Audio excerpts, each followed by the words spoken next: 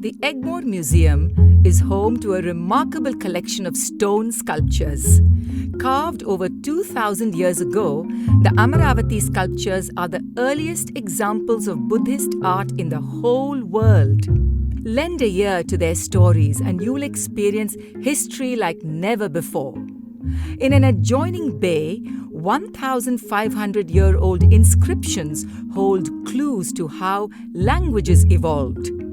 Ancient Hindu and Jain sculptures next door hint at the big gods of the time. And 1,000-year-old Hero and Sati stones tell tales of age-old customs and traditions.